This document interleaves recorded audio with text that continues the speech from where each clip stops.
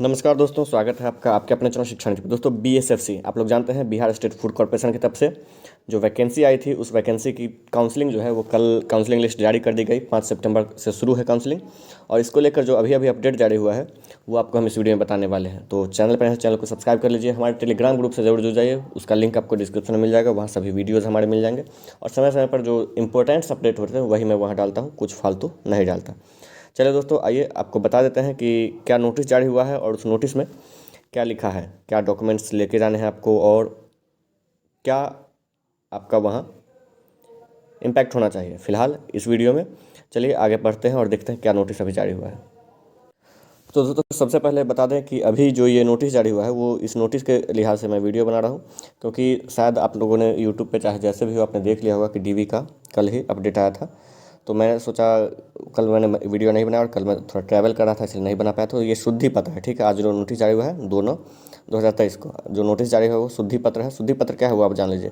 क्या हुआ है कि जैसे कि ये बहाली जो थी, बहाली थी सहायक प्रबंधक की, सहायक लेखा पदाधिकारी, लेखापाल, गुणवत्ता नियंत्रक, इसकी और निम्न वर्गीय लिपिक, इन चारों पदों पे था। लेकिन इसके स्थानों पर जो है अमीन के पदों पर अंकित हो गया है, मतलब जो टाइपिंग मिस्टेक हो गया है वो अमीन के पद पे। तो उसको सही करने के लिए अमीन के पदों के स्थान पर सहायक प्रबंधक, सहायक लेखा पदाधिकारी, लेखापाल और गुणवत्ता नियंत्रक एवं निम्न वर्गीय लिपिक पदों को पढ़ा एवं समझा जाए, यही बताया गया है। मतलब उस नोटिस को नहीं, उस लिस्ट को नहीं हटाया गया है, उसी में आपको बोल दिया गया अलग से नोटिस निकाल के आप उसको ये पढ़ लीजिए, उसको सही नहीं किया गया है। चलिए, ये माइनर मिस्टेक है थोड़ा क्योंकि अमीन की अभी बहाली भी ज़्यादा ज़ोर शोर से चल रही है, इसलिए ऐसा किया गया। और उनके द्वारा जो फॉर्मेट है उस फॉर्मेट में उन्होंने अपना ये टाइप कर दिया, और उसी में अमीन को टाइप, ये जो चारों पद हैं इन चारों पदों की जगह अमीन को गलती से टाइप होगा, तो वो कोई बड़ी बात नहीं है।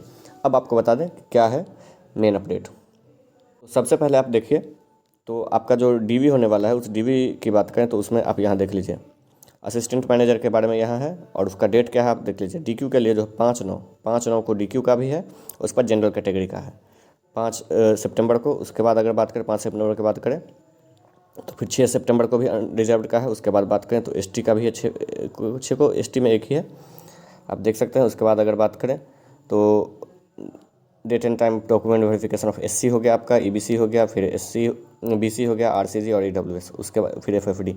उसके बाद अगर बात करते हैं असिस्टेंट अकाउंटेंट ऑफिसर का भी आप देख सकते हैं, 5 को डीक्यू का असिस्टेंट अकाउंटेंट ऑफिसर का भी है, ठीक है। उसके बाद अगर बात करें तो यहाँ आप देख सकते हैं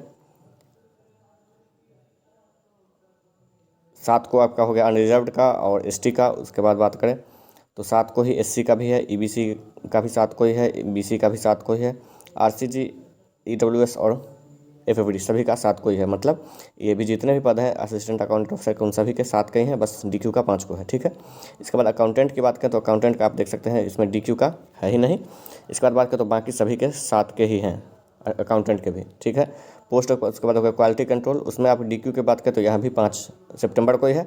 इसके बाद बात करें 8 सितंबर को अनरिजर्व्ड, एसटी, एससी, उसके बाद ईबीसी, इसके बाद बात करो बीसी, आरसीजी और ईडब्ल्यूएस के साथ एफएफडी का भी 8 को ही है। फिर बात करें तो लोअर डिवीजन क्लर्क की, तो इसमें 5 को जो है वो डीक्यू का है जिसमें कि नील है। उसके बाद बात करें तो 8 को ये सभी 8 को ही हैं।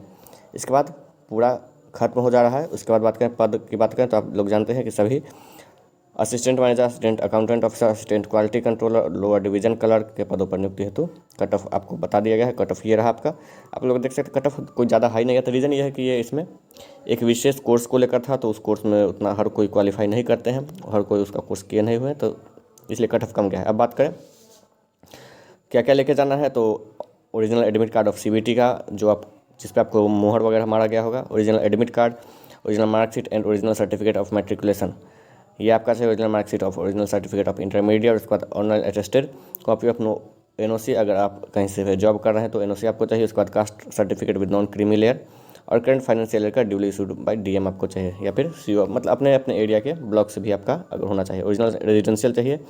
4 copies of passport size photo copy चाहिए, फोटो स्टेट चाहिए, सॉरी पासपोर्ट साइज फोटोग्राफ चाहिए। उसके बाद बात करें तो अगर डिसेबल कोटा से है तो उसका आपको सर्टिफिकेट और मेडिकल अथॉराइज पर बिहार गवर्नमेंट चाहिए।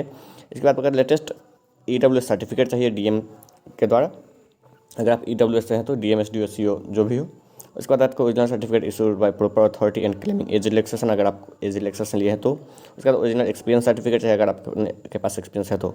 इसके बाद बात करें ओरिजिनल प्रिंट एप्लीकेशन फॉर्म का, आपको प्रिंट चाहिए और वेरिफिकेशन स्लिप भी चाहिए।